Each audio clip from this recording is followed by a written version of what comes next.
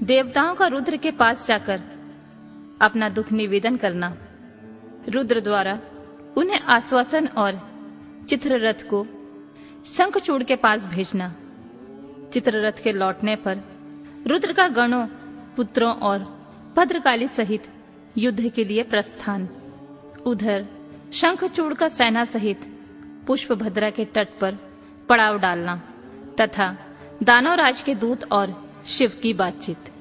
सनत कुमार जी कहते हैं, मुने तदनंतर जो अत्यंत दीनता को प्राप्त हो गए थे, उन ब्रह्मा और विष्णु का वचन सुनकर शिव जी मुस्कुराए और मेघ गर्जना के समान गंभीर वाणी में बोले, हे हरे, हे ब्राह्मण, तुम लोग शंखचूड़ द्वारा उत्पन्न हुए भय को सर्वथा त्याग दो। निसंदेह तुम्हारा कल्याण होगा। मैं शंखचूड़ का सारा वृतांत यथार्थ रूप से जानता हूँ। वह पूर्व जन्म में एक गोप था जो ऐश्वर्यशाली भगवान श्री कृष्ण का भक्त था। इसका नाम सुदामा था। वही सुदामा राधा जी के शाप से शंखचूड़ नामक दानव राज होकर उत्पन्न हुआ। यह परम धर्मज्ञ और देवताओं से द्रोह करने वाला है। यह दुर्बुद्धिवश अपने उत्कृष्ट बल के भरोसे संपूर्ण देवताओं को कष्ट दे रहा है।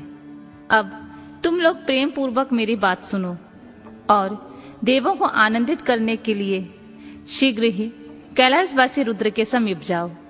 वह रुद्र रूप मेरा ही उत्तम पूर्ण रूप है। मैं ही देव कार्य की सिद्धि हेतु पृथक स्वरूप धारण करके वहां प्रकट हुआ हूँ। मेरा वह रूप ऐश्वर्यशाली और परिपूर्णतम है। हरे, इसलिए मैं भक्तों के वशीभूत हो कैलाश पर्वत पर निवास करता हूँ। तदनंतर कैलाश पहुंचकर देवताओं ने भगवान महेश की स्तुति की और अंत में कहा, महेशान, आप तो कृपा के आकार हैं। दीनों का उद्धार करना तो आपका वाना ही है।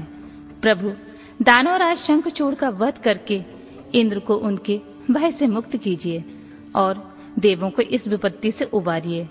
तब भक्त वत्सल शंभु देवताओं की इस प्रार्थना को सुनकर हंसे और मेघ गर्जन की सी गंभीर वाणी में बोले, हे हरे, हे ब्राह्मण, हे देवगण, तुम लोग अपने अपने स्थान को लौट जाओ। मैं निश्चय ही सैनिकों सहित शंखचूड़ का वध कर डालूंगा।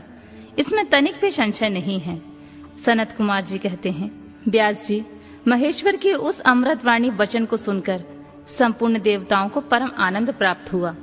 उस समय उन्होंने समझ लिया कि अब दानव चंद्रचूड़ मरा ही समझो। तब महेश्वर के चरणों में प्रणिपात करके विष्णु बैकुंठ की ओर और ब्रह्मा सत्यलोक को चले गए तथा संपूर्ण देवता भी अपने अपने स्थान को प्रस्थित हुए। इधर उन महारुद्र ने, जो परमेश्वर दुष्टों के लिए काल रूप और सत्पुरुषों की गति हैं, देवताओं की इच्छा से अपने मन में शंखचूड़ का वध करने का निश्चय किया। तब उन्होंने प्रसन्नता पूर्वक अपने प्रेमी गंधर्व राज चित्ररथ को दूत बनाकर शीघ्र ही शंखचूड़ के पास भेजा। चित्ररथ ने वहां जाकर शंखचूड़ को खूब समझाया और कहा, परंतु उसने बिना युद्ध किए देवताओं को राज्य लौटाना स्वीकार नहीं किया और कहा, मैंने ऐसा दृढ़ निश्चय कर लिया है कि महेश्वर के साथ युद्ध किए बिना तो ना मैं राज्य वापस करूंगा और ना अधिकारों को लौटाऊंगा। तो कल्याण करता रुद्र के पास लौट जा और मेरी कही हुई बात यथार्थ रूप से उनसे कह दे। जैसा उचित समझेंगे वे वैसा करेंगे। तो व्यर्थ बकवास मत कर। सनत कुमार जी कहते हैं, मुनि श्रेष्ठ, यूं कहे जाने पर वह शिवदूत पुष्पदंत चित्ररथ अपने स्वामी महेश्वर के पास लौट गया और उसने सारी बातें ठीक ठाक कह दी। तब उस दूत के वचन को सुनकर देवताओं के स्वामी भगवान शंकर को क्रोध आ गया। उन्होंने अपने वीरभद्र आदि गणों से कहा, हे वीरभद्र, हे नंदिन, क्षेत्रपाल, आठों भैरव, मैं आज शीघ्र ही शंखचूड़ का वध करने के लिए निमित्त चलता हूँ। अतः मेरी आज्ञा से मेरे सभी बलशाली गण आयुध होकर लेस होकर तैयार हो जाएं और अभी अभी कुमारों स्वामी कार्तिकेय और गणेश के साथ रथ यात्रा करें। भद्रकाली भी अपनी सेना के साथ युद्ध के लिए प्रस्थान करे। सनत कुमार जी कहते हैं, मुने, ऐसी आज्ञा देखकर शिव जी अपनी सेना के साथ चल पड़े। फिर तो सभी वीरगण हर्षमग्न होकर उनके पीछे पीछे चलने लगे।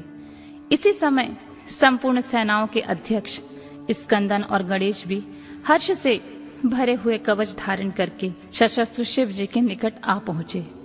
फिर वीरभद्र, नंदी, महाकाल, सुभद्रक, विशालाक्ष, बाण, पिंगलाक्ष, विकंपन, विरूप, विकृति, मणिभद्र, बाष्कल, कपिल, दीर्घदृष्ट, विकार, ताम्रलोचन, कालांकर, बलिभद्र, कालजिन, कुटीचर, बलोन्मत्त, रणचलाग्य, दुर्जय और दुर्गम आदि गणनायक जो प्रधान सेनापति थे शिव जी के साथ चले।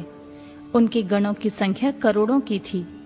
8 भैरव, 11 भयंकर रुद्र, 8 वसु, इंद्र, 12 आदित्य, अग्नि, चंद्रमा, विश्वकर्मा, दोनों अश्विन कुमार, कुबेर, यम, निर्जति, नलकुबर, वायु, वरुण, बुध, मंगल तथा अन्यान ग्रह, पराक्रमी कामदेव, उग्रद्रंष्ट, उग्रदंड, कोरट तथा कोठव आदि ने भी शीघ्र ही महेश्वर का अनुगमन किया। स्वयं महेश्वरी देवी भद्रकाली भी 100 भुजा धारण करके शिव जी के साथ चली। वे उत्तमोत्तम रत्नों से बने हुए विमान पर आरूढ़ थीं। उनके शरीर पर लाल चंदन का अनुलेप लगा हुआ था। वे लाल वस्त्र शोभा पा रहा था तथा वे हर्षमग्न हंसती हुई, नाचती तथा उत्तम स्वर से गान करती हुई अपने भक्तों को अभय तथा शत्रुओं को भय प्रदान कर रही थीं। उनकी एक लंबी योजन भीषणकार जिहां लपलपा रही थी। वे अपने हाथों में शंख, चक्र, गदा, पद्य, ढाल, तलवार, धनुष, बाण, 1 योजन विस्तार वाला गहरा गोलाकार खप्पर, गगनचुंबी त्रिशूल, 1 योजन लंबी शक्ति, मुद्गर, मूसल, वज्र, खड़ग, तीखा फलक, वैष्णव शस्त्र, वरुण शस्त्र, वायव शस्त्र, नागपाश, नारायण स्त्रव, गंधास्त्र, ब्रह्मास्त्र, गरुणास्त्र, पशुपतास्त्र, पर्वशास्त्र आदि पराक्रमी, सूर्यास्त्र, कालकाल, महानल, महेशास्त्र, यमदंडास्त्र, सम्मोहनास्त्र तथा समर्थ दिव्य अस्त्र और अन्य सैकड़ों दिव्यास्त्र धारण किए हुए थी। करोड़ों योगिनियों तथा डाकनियों उनके साथ थी। फिर भूत, प्रेत, पिशाच, कुष्मांड, ब्रह्म राक्षस, बेताल राक्षस, यक्ष और किन्नर आदि से घिरे हुए स्कंदन ने पिता के पास आकर उन चंद्रशेखर को प्रणाम किया और उनकी आज्ञा से पार्श्व भाग में स्थित होकर सहायक का स्थान ग्रहण किया। तदनंतर रुद्र रूपधारी शंभु अपनी सारी सेना को एकत्रित करके शंखचूड़ के साथ लोहा लेने के लिए निर्भयता पूर्वक आगे बढ़े और देवताओं का उद्धार करने के लिए चंद्रभागा नदी के तट पर मनोहर बट वृक्ष के नीचे खड़े हो गए। व्यास जी जब उधर शिवदूत चला गया तब प्रतापी चंद्रचूड़ ने महल के भीतर जाकर तुलसी से यह सारी वार्ता कह सुनाई। शंखचूड़ ने कहा, देवी, शंभु के दूत के मुख से मैं युद्ध के लिए उद्यत हुआ हूँ और उनसे जूझने के लिए मैं निश्चय ही जाऊंगा। तुम इसके लिए मुझे आज्ञा दो। यूं कहकर उस ज्ञानी ने अपने प्रिया को नाना प्रकार से समझाया। फिर ब्रह्मा मुहूर्त में उठकर प्रातःकृत समाप्त किया और पहले नित्य कर्म पूरा करके बहुत सा दान दिया। तत्पश्चात अपने पुत्र को संपूर्ण दानवों के राज्य पर अभिषिक्त करके उसे अपने भार्या, राज्य और सारी संपत्ति समर्पित कर दी। पुनः जब उसकी प्रिया तुलसी रोती हुई उसकी रथ यात्रा का निषेध करने लगी तब राजा शंखचूड़ ने नाना प्रकार की कथाएं कहकर उसे ढांढस बंधाया। तदनंतर उस समादृत दानव राज ने कवच धारण करके युद्ध के लिए उद्यत हो अपने वीर सेनापति को बुलाकर उसे आदेश देते हुए कहा, सेनापति, मेरे सभी वीर जो संपूर्ण कार्यों में कुशल और समर में शोभा पाने वाले हैं, आज कवच धारण करके युद्ध के लिए प्रस्थान करें।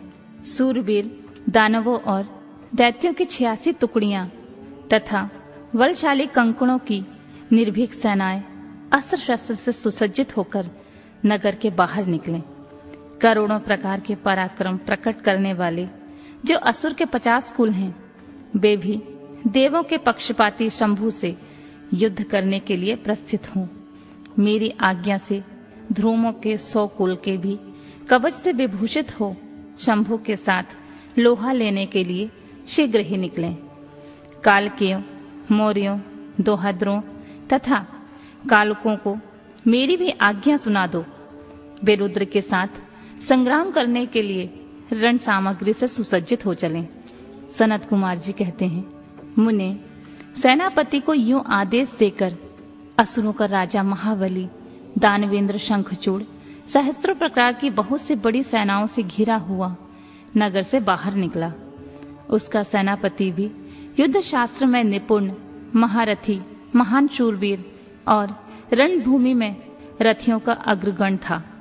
इस प्रकार युद्ध स्थल में वीरों को भयभीत कर देने वाला वह दानवराज 3 लाख अक्षौहिणी सेनाओं पर शासन करता हुआ शिविर से बाहर निकला और उत्तमोत्तम रत्नों द्वारा निर्मित विमान पर आरूढ़ होकर गुरुजनों को आगे करके युद्ध के लिए चल पड़ा। आगे बढ़ने पर वह पुष्पभद्रा नदी के तट पर सिद्धा आश्रम में पहुंचा। वहां एक मनोहर बट वृक्ष विराजमान था। वह सिद्धि क्षेत्र सिद्धों को उत्तम सिद्धि प्रदान करने वाला था। पुष्प क्षेत्र भारत में वह कपिल के नाम तपस्थान कहलाता है। वह भूभाग पश्चिम समुद्र से पूर्व, मलय पर्वत से पश्चिम, श्रीशैल से उत्तर और गंधमादन से दक्षिण था। उसकी चौड़ाई 5 योजन और लंबाई 500 योजन थी। भारत की उस भाग में उत्तम पुण्य प्रदान करने वाली तथा शुद्ध स्फटिक के समान स्वच्छ जल से परिपूर्ण पुष्पभद्रा और सरस्वती नामक 2 रमणीय नदियां बहती हैं। सदा सौभाग्य से संयुक्त रहने वाली लवण सागर की प्रिया भार्या पुष्पभद्रा सरस्वती के साथ हिमालय से निकली हैं और गोमंतक पर्वत को बाएं करके पश्चिम समुद्र में जा मिली हैं। वहां पहुंचकर शंखचूड़ ने शिव जी की सेना को देखा। मुने उसने पहले शिव जी के पास एक दानवेश्वर को दूत के रूप में भेजा। उसने शिव जी से युद्ध न करने के लिए कहा और शिव जी ने उसे देवताओं को राज्य लौटा देने की बात कही।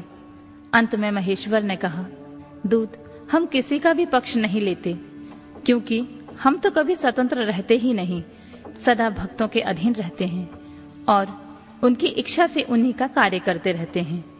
देखो, पूर्व काल में ब्रह्मा की प्रार्थना से पहले प्रलय समुद्र में श्री हरि और दैत्य श्रेष्ठ मधु कैटभ का भी युद्ध हुआ था।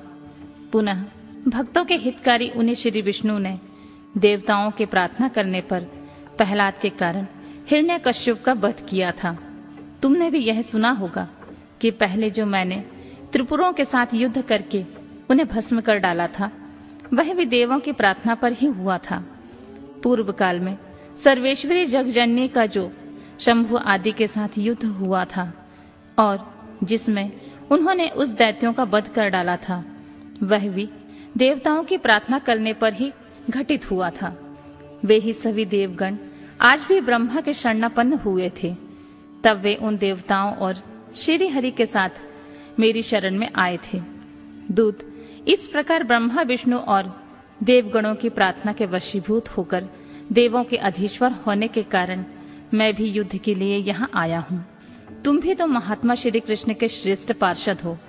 अब तक जो दैत्य मारे गए हैं, उनमें से कोई भी तुम्हारी समानता नहीं कर सकता। इसलिए राजन, देव कार्य की सिद्धि के लिए तुम्हारे साथ युद्ध करने में मुझे कौन सी बड़ी लज्जा होगी, अर्थात कुछ नहीं, क्योंकि मैं ईश्वर हूँ और देवताओं ने मुझे विनय पूर्वक भेजा है। अतः तुम जाओ और शंखचूड़ से मेरी बात कह दो। जैसा वह उचित समझेगा वैसा करेगा। मुझे तो देवताओं का कार्य करना ही है। यूं कहकर कल्याणकर्ता महेश्वर चुप हो गए। तब शंखचूड़ का वह दूत उठा और उसके पास चल दिया।